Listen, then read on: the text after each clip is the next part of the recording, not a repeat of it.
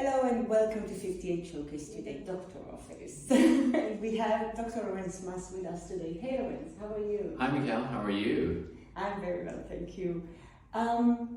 You just came back from Paris. a trip to Paris. Yesterday. Amazing, and you were winning the European Medicine Award. Yes. How wonderful is that? You want to tell us a bit more about what brought you to Paris?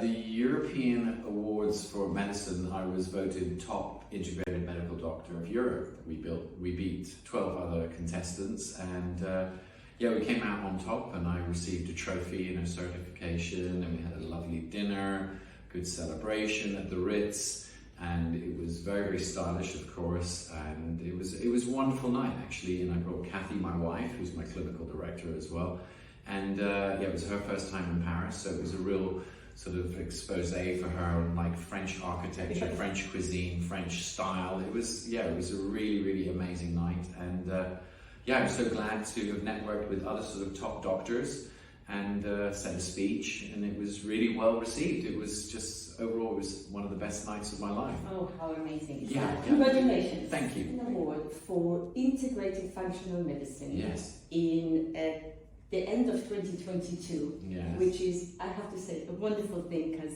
everything about integrative and functional medicine is finally here and recognized. Yes. And what is your method to it?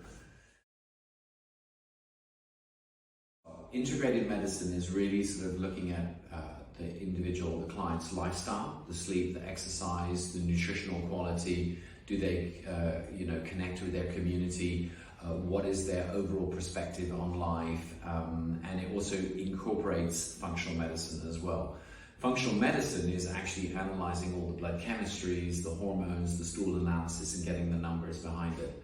And what I do is I incorporate, food, lifestyle, exercise, sleep, nutrition, community, meditation, yoga to actually improve the client's health, and teach them how to do this. But then I use the science of the functional medicine to actually tell me what are their deficiencies, what are their toxins, what are their organ systems doing, and if I can fix the organ systems, then the symptoms will basically disappear.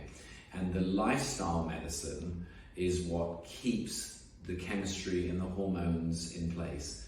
A big part of it, the integrated and the functional medicine, is food. Eating really well, and eating to that person's body what they need to have. If they don't get the right nutrients from their food, then sure, they can supplement with, vitamins and herbs, but there's nothing better than food. I mean, food is so key. We need the food. We need the food. It's this coming together, and if the food is organic and it's made with love and it's shared with people that you love, family and friends, then you can get so much benefit from that, even more than just the food itself.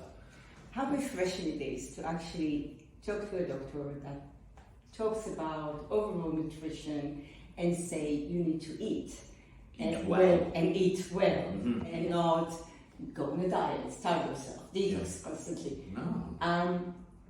And we know and avoid the processed foods. The processed foods is what accelerates people's aging. Too much sugar, too much alcohol, too many E numbers, sequestrants and preservatives. I've had clients ask me and say things like, why are we, dying at earlier ages compared to, our, sort of grandfathers or grandmothers' generation? And the reason why is because people are consuming too much processed food. And processed food is just junk.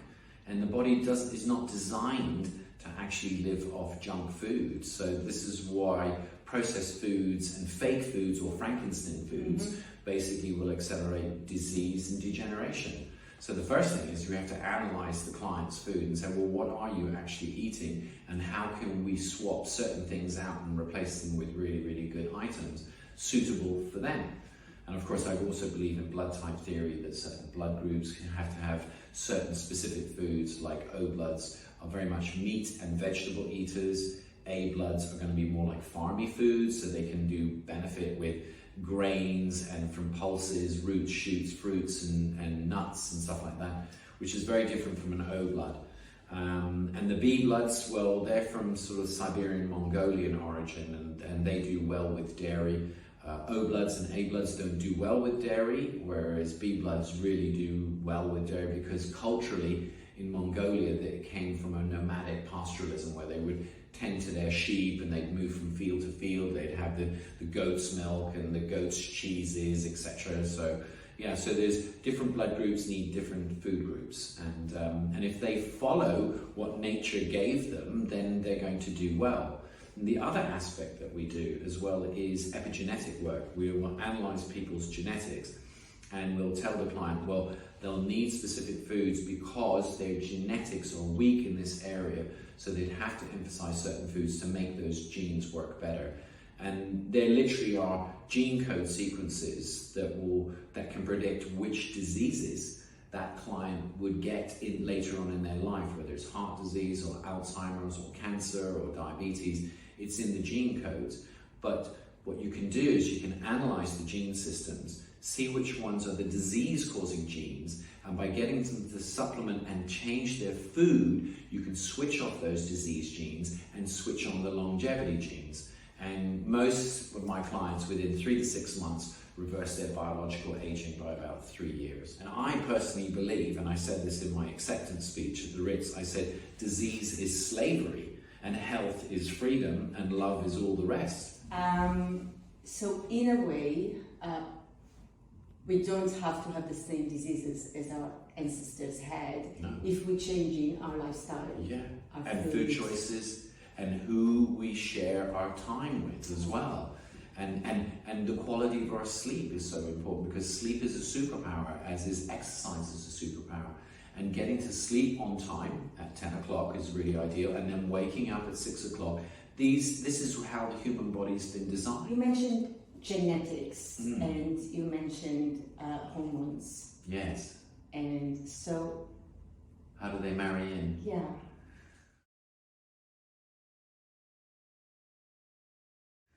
Well, it's to do with methylation. Ultimately, if you don't methylate properly, you can't build your hormones. That's what it really comes down to. When we talk about genetic methylation reactions are taking place at 200 billion times every second within our cells. Just get your head around that. 200 billion reactions happening every second within our cells. And if we have deficiencies in the B vitamins or SAM-E or TMG, then those reactions are going to get hampered. And it's that impaired methylation that then sets people up for chronic diseases of detoxification, autoimmunity, heart disease, cancer, allergies, anxiety. A lot of it can be repaired by actually zooming into those genetics and influencing those genetics epigenetically with food, lifestyle, nutrition, and improving the methylation expression. So clients are being tested, blood tests and whatever testing you do, and then you have their genetic tests, and then you work with them on complete lifestyle approach, completely personalized. Yeah. So if I go home with my partner, both of us may go and eat completely different food, do completely different exercise as we're different people. Yes. Yes. Okay. Yeah, it's really bespoke. It's to their genetics. And how long do we need to follow your program?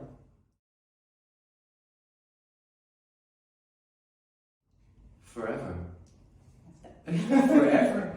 Because it's a genetically bespoke program. I mean, the vitamins will change based on biochemistry, but there are certain key specific supplements that are needed by that individual for the rest of their life to make sure that they methylate properly. If they don't methylate, they're literally setting themselves up for diseases without knowing it. You know, so a lot of heart disease and cancer and diabetes and allergies and autoimmune disease, a lot of this is actually sort of created by impaired methylation. Once you get their methylation fixed, the diseases will reverse and the person literally starts to restore their health. How religious it is. So you said not too much wine. So you went to Paris, you got an award, you had a glass of wine. I had a glass of champagne, yes, There we it's go. true. Okay. Yeah, but I don't normally drink though. Okay. Yeah. But it's not like you're completely religious. You do still, because you said we I allow really my- keep of being social. Yeah, no, enjoy life. yeah, I Okay. allow my clients to drink if they want to drink. It's a personal choice, but I'll just tell them that what are better forms of alcohol to consume. So if somebody's methylation genetics comes back and they are sulfur sensitive, I will say to them, well, you can have your glass of red wine, 2, 3, 4 times a week, but just make sure it's sulfide-free wine. And you just have to make the evil less evil.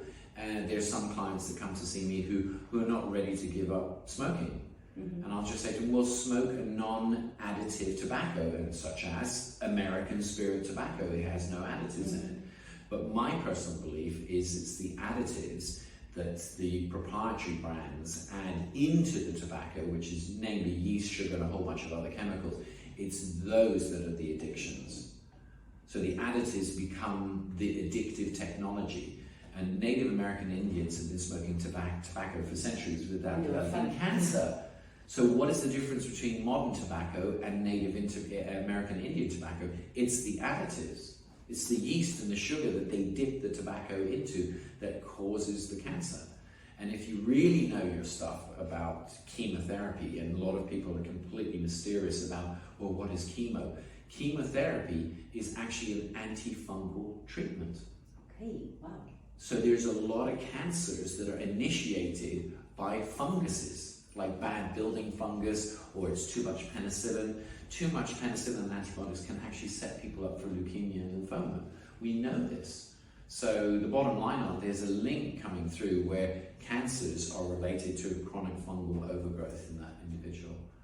So yeah, that's my take on it. I knew we were going to learn about a lot, but this is all quite fascinating. I think we need much more than half an hour. Yes. We should do more. A lot to learn, and I guess, Yeah. and I think the key thing is, as you said, the earlier you start, the better, because then your body will react much better, and there is less toxic potentially to clean up. And also, just like as if we're cars, you want to go for regular MOT checkups each year, but do it from a functional perspective, which is, the difference between doctor, have my blood tests, and the average GP goes, they're all normal, Mrs. Jones. And the same blood tests will come to me and they say, well, Dr. Maas, what do you think my blood tests are doing? And I'll be going like, well, you've got a calcium issue, magnesium issue, you need some B vitamins, you need to basically up on your vitamin D, da-da-da-da-da. So I can see these micro differences that the average GP doesn't know about. And that really comes down to improving the function of the human body rather than, hey, let's wait for a disease to come through and then respond. Oh my God. An ounce of prevention is worth a power. So the sooner you can detect it, the sooner you can turn this around. So I catch a lot of people that are in the pre-diabetic zone, and then within 6 months they've turned it around. They've lost 2 stone magically, and they've taken their cholesterol from a high to a normal, improved their cardiac output. So yeah, if you can catch something early, you can do something very quickly about it and turn it around. The last question I have. Yeah. First of all, it's wonderful to have the Maas Clinic in London and based at 58. 58. So your London clinic at 58 is wonderful. And my question to you is why 58? Why the Maas Clinic chose this beautiful location? house? Yes.